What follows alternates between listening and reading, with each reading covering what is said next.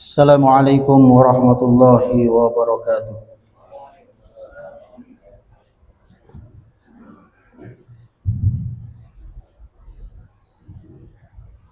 Allahu Akbar, Allahu Akbar, Allahu Akbar.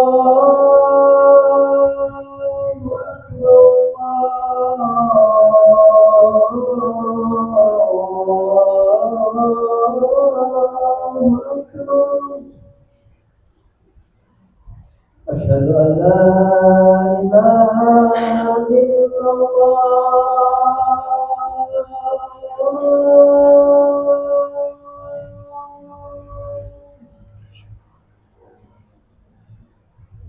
أشهد أن لا إله إلا الله.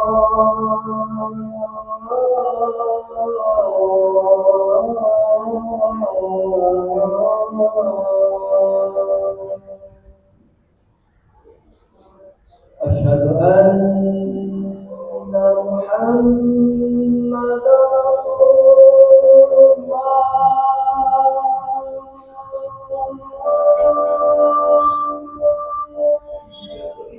أشهد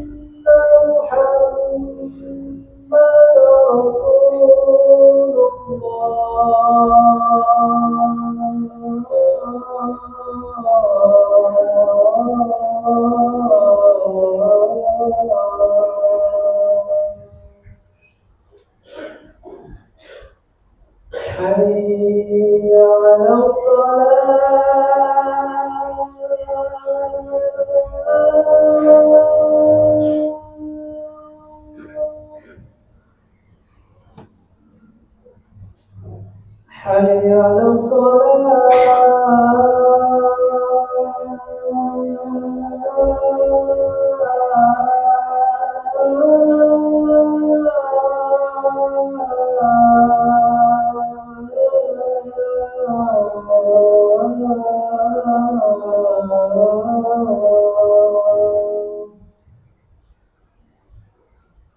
حي على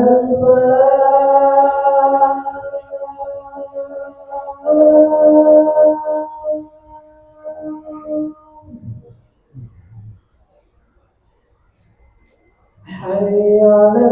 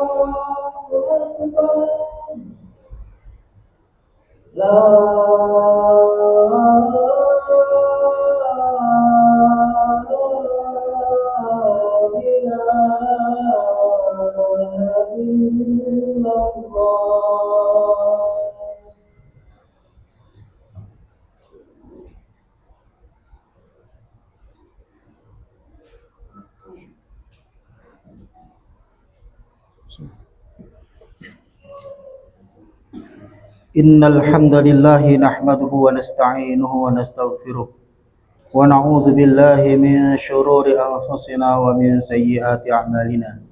May yahdihillahu fala mudilla lahu wa may yudlil fala hadiya lahu.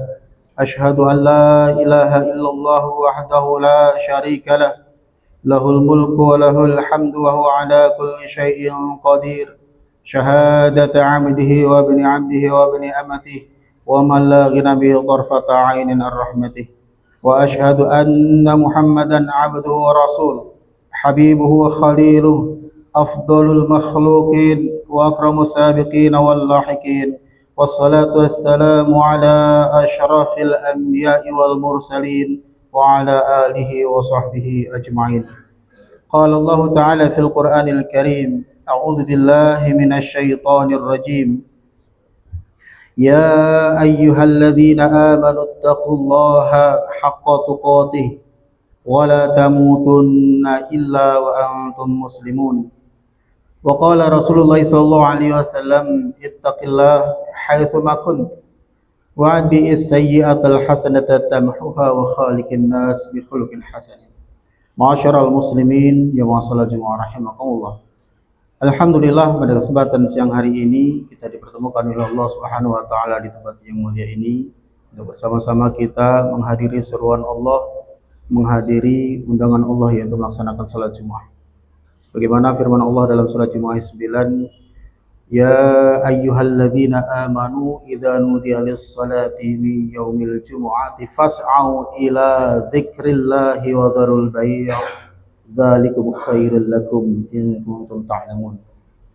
Salawat dan salam semoga Allah limpahkan kepada junjungan kita Nabiullah Muhammad sallallahu alaihi wasallam yang telah Allah jadikan qudwah, Allah jadikan contoh bagi seluruh umatnya termasuk kita. Mudah-mudahan apa yang beliau ajarkan dapat kita ikuti dan dapat kita laksanakan dalam kehidupan kita sehari-hari sehingga kita menjadi umat yang selamat di dunia dan akhirat. Ma'asyiral muslimin jamaah salat Jumat rahimakumullah. Kurang lebih 3 bulan yang lalu Ramadan telah meninggalkan kita. Di bulan itu kita telah ditarbiyah, dididik menjadi hamba Allah yang muttaqin, dengan menjalankan seluruh apa yang Allah perintahkan dan menjauhi apa yang Allah larang. Masuk pada bulan Syawal, bulan peningkatan amal. Mudah-mudahan kita tidak menjadi orang yang kemudian kembali kepada masa sebelum Ramadan. Pada hakikatnya pada bulan Syawal itu kita menjadi orang yang lebih daripada bulan sebelumnya.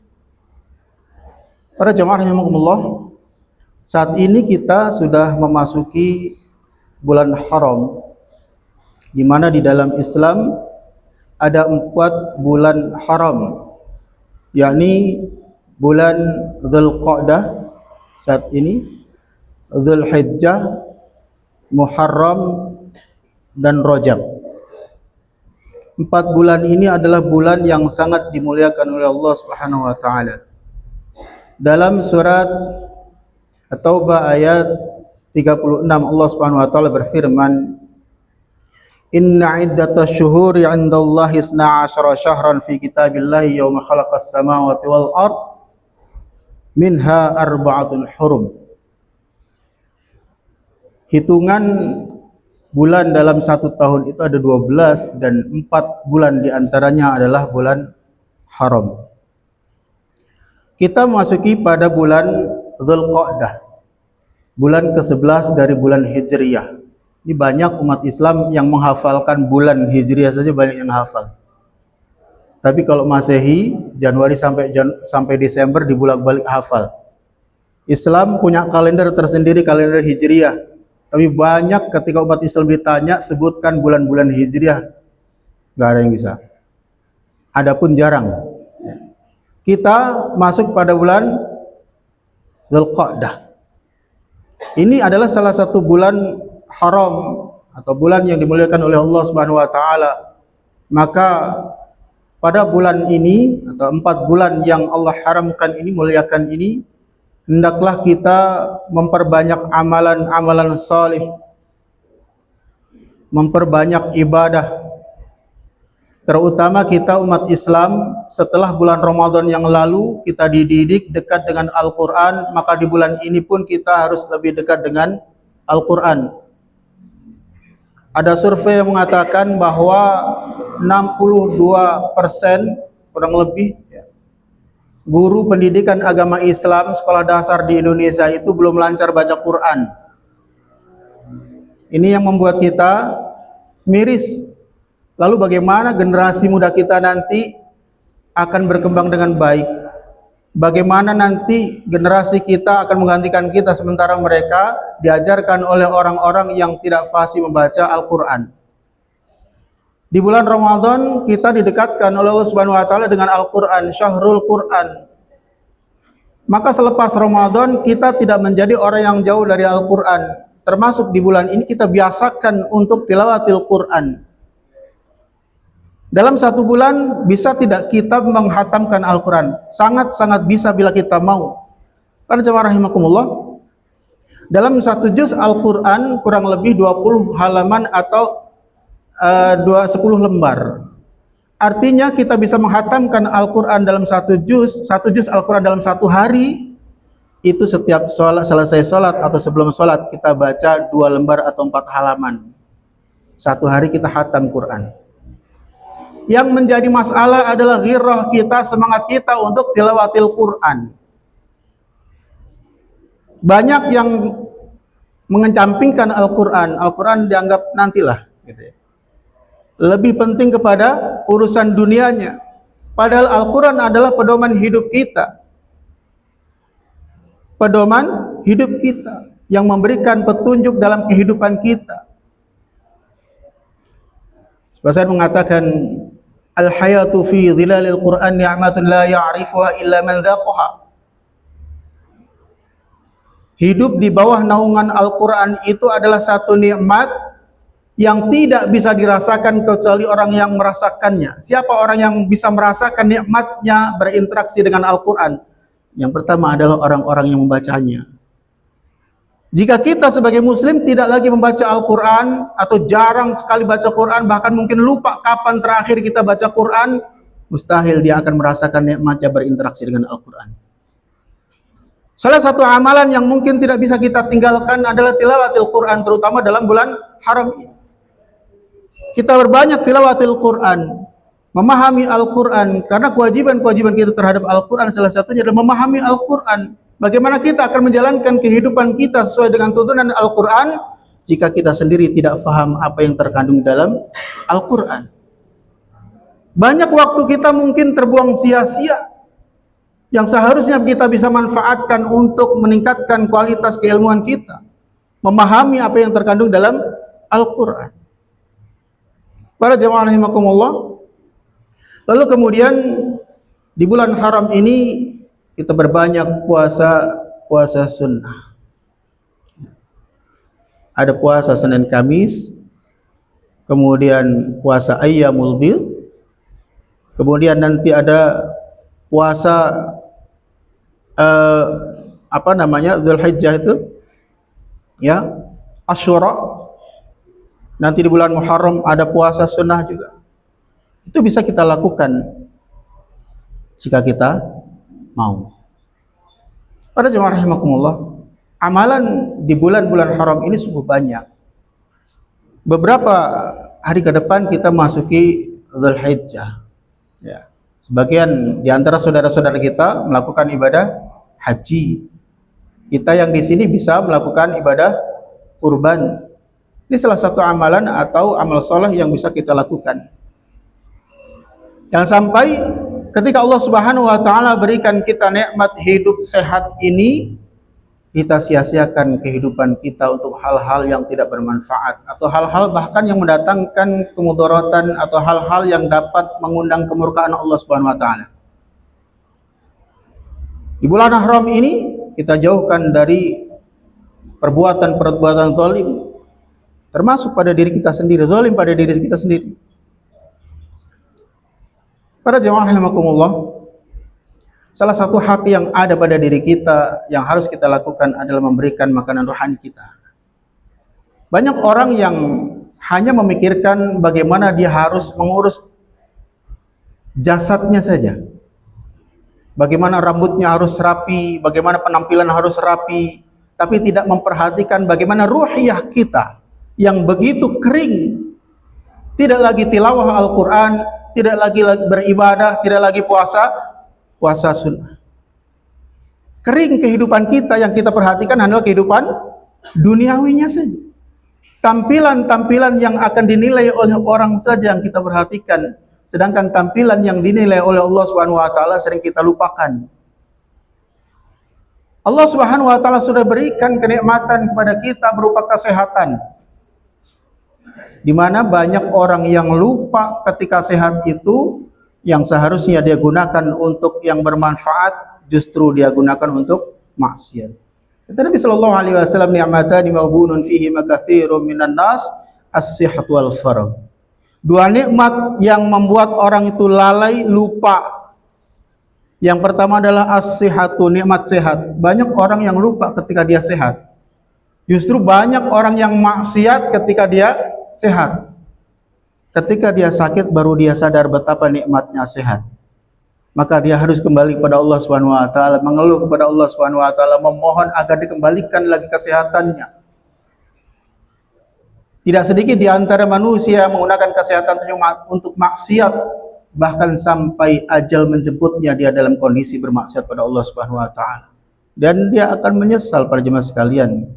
Kita bisa lihat dalam surat Al-Mu'minun ayat 99 sampai 100. Bagaimana nanti orang akan menyesal dengan kehidupannya yang dulu dia gunakan tidak untuk beribadah pada Allah Subhanahu wa taala. Apa kata mereka? Qala rabbi rji'un la'alli a'malu salihan fi ma tarak. Ya Rabb, kembalikan lagi saya ke dunia. Untuk apa mereka minta dikembalikan lagi? Mereka mengatakan apa? La'alli a'malu salihan fi ma tarak. Aku akan gunakan untuk beramal soleh sebagaimana dulu aku tinggalkan. Kalla innaha kalimatun huwa qailuha wa min waraihim barzakhun ila yaumi yub'atsun. Apa yang mereka katakan itu sia-sia karena di depan mereka ada tembok, ada pemisah sampai hari akhir nanti. Penyesalannya menjadi sia-sia ketika Allah berikan kehidupan di dunia, kesehatan dan kesempatan yang seharusnya digunakan untuk beribadah, malah digunakan untuk maksiat. Ketika nanti masa pertanggungjawaban amal, baru menyesal, minta dikembalikan ke dunia untuk beramal soleh. Inilah suatu yang sia-sia. Para jemaah sekalian rahimakumullah, mudah-mudahan kita ketika Allah berikan kesempatan, Allah berikan kesehatan, kita gunakan untuk yang bermanfaat. Kita gunakan untuk meningkatkan kualitas iman. Kita gunakan untuk meningkatkan kualitas amal ibadah kita. Mudah-mudahan kita menjadi hamba-hamba Allah yang selamat di dunia dan akhirat. Barakallahu li wa lakum fil Qur'anil azim wa nafa'ani wa iyyakum bima fihi minal ayati wa dzikril hakim wa taqabbal minni wa minkum tilawatahu innahu ghafurur rahim.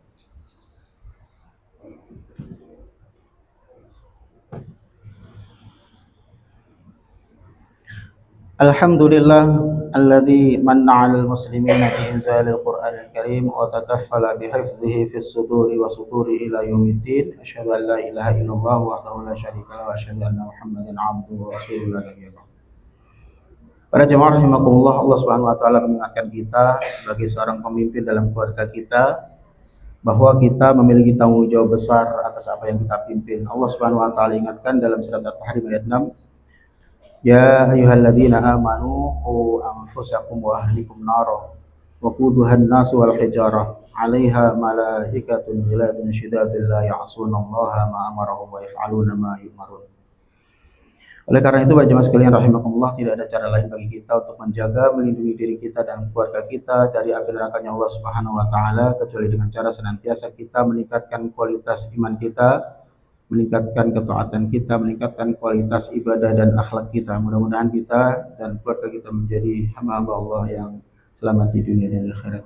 Innallaha wa malaikatahu yusholluna 'alan nabi ya ayyuhalladzina amanu shallu 'alaihi wa sallimu taslima.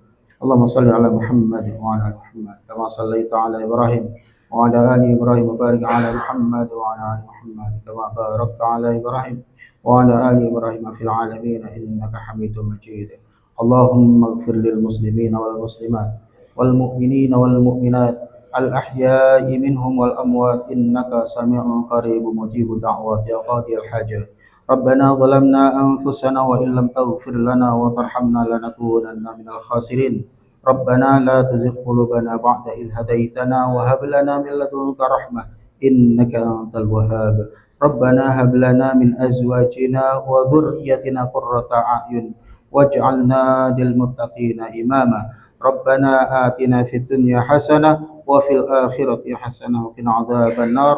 Subhana rabbika rabbil izzati amma yasifun wa salamun 'alal mursalin walhamdulillahi rabbil alamin.